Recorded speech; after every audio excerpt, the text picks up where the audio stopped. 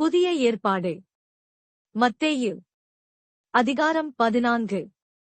அக்காலத்தில் கார்பங்கு தேசாதிபதியாகிய ஏரோது இயேசுவின் கீர்த்தியை கேள்விப்பட்டு தன் ஊழியக்காரரை நோக்கி, இவன் யோவான் ஸ்நானன், இவன் மரித்தோரிலிருந்து எழுந்தான், ஆகையால் இவனிடத்தில் பலத்த செய்கைகள் விளங்குகிறது என்றான். ஏரோது தன் சகோதரனாகிய பிலிப்புவின் மனைவி ஏரோதியாள் நிமித்தம் யோவானைப் பிடித்துக் கட்டி காவலில் வைத்திருந்தான்.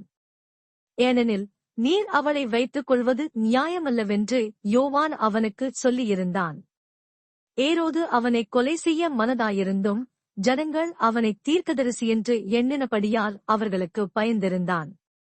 அப்படியிருக்க ஏரோதின் ஜன்மநாள் கொண்டாடப்படுகிறபோது ஏரோதியாளின் குமாரத்தி அவர்கள் நடுவே நடனம் பண்ணி ஏரோதைச் சந்தோஷப்படுத்தினாள்.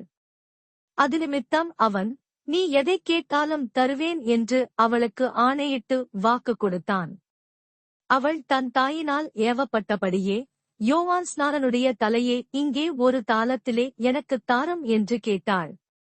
ராஜா துக்கமடைந்தான்.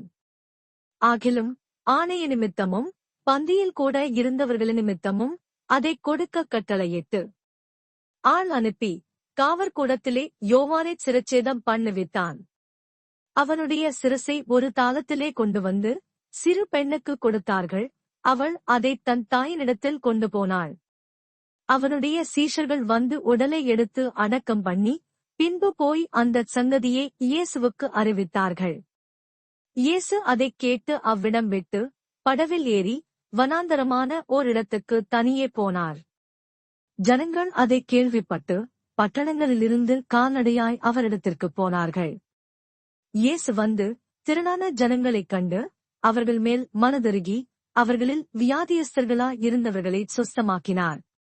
சாயங்காலமான போது அவருடைய சீஷர்கள் அவரிடத்தில் வந்து, இது வனாந்தரமான இடம், நேரமுமாயிற்று, ஜனங்கள் கிராமங்களுக்கு போய் தங்களுக்கு போஜன பதார்த்தங்களை கொள்ளும்படி அவர்களை அனுப்பிவிட வேண்டும் என்றார்கள்.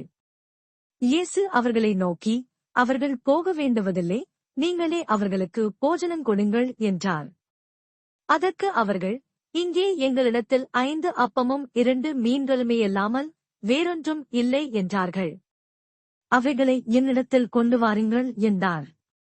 அப்பொழுது அவர் ஜனங்களை புல்லின் மேல் பந்தியிருக்க கட்டளையிட்டு அந்த 5 அப்பங்களையும் அந்த 2 மீன்களையும் எடுத்து வானத்தை அண்ணாந்து பார்த்து ஆசீர்வதித்து அப்பங்களைப் பிட்டு சீஷர்களிடத்தில் கொடுத்தார்.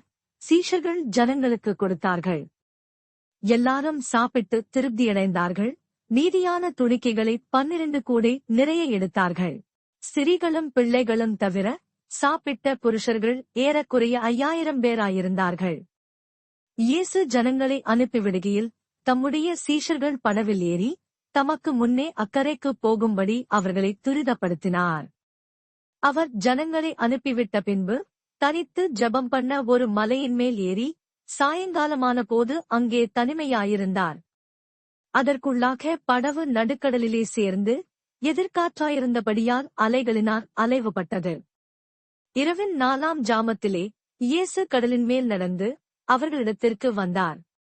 அவர் கடலின் மேல் நடக்கிறதைச் சீஷர்கள் கண்டு கலக்கமடைந்து ஆவேசம் என்று சொல்லி பயத்தினால் அலறினார்கள். உடனே இயேசு அவர்களோடே பேசி, திடன் கொள்ளுங்கள், நான்தான், பயப்படாதிருங்கள் என்றார். பேதுரு அவரை நோக்கி, ஆண்டவரே, நீரேயானால் நான் ஜலத்தின் மேல் நடந்து உம்மிடத்தில் வரக் கட்டளையிடும் என்றான். அதற்கு அவர், வா என்றார். அப்பொழுது பேதுரு படவை விட்டிறங்கி இயேசுவினிடத்தில் போக ஜலத்தின் மேல் நடந்தான். காற்று பலமாயிருக்கிறதைக் கண்டு பயந்து அமர்ந்து போகையில், ஆண்டவரே, என்னை இரட்சியும் என்று கூப்பிட்டான். உடனே இயேசு கையை நீட்டி அவனைப் பிடித்து, அற்ப விசுவாசியே, ஏன் சந்தேகப்பட்டாய் என்றார். அவர்கள் படவில் ஏறினவுடனே காற்று அமர்ந்தது. அப்பொழுது படவில் உள்ளவர்கள் வந்து, மெய்யாகவே நீர் தேவனுடைய குமாரன் என்று சொல்லி அவரைப் பணிந்து கொண்டார்கள். பின்பு அவர்கள் கடலை கடந்து கெனேசரேத்து நாட்டில் சேர்ந்தார்கள். அவ்விடத்து மனுஷர் அவரை இன்னார் என்று அறிந்து சுற்றுப்புறமெங்கும் செய்தி அனுப்பி பெணியாரிகளெல்லாரையும் அவரிடத்தில் கொண்டு வந்து அவருடைய வஸ்திரத்தின் ஓரத்தையாகிலும் அவர்கள் தொடும்படி உத்தரவாக வேண்டுமென்று அவரை வேண்டிக் கொண்டார்கள். தொட்ட யாவரும் சொஸ்தமானார்கள்.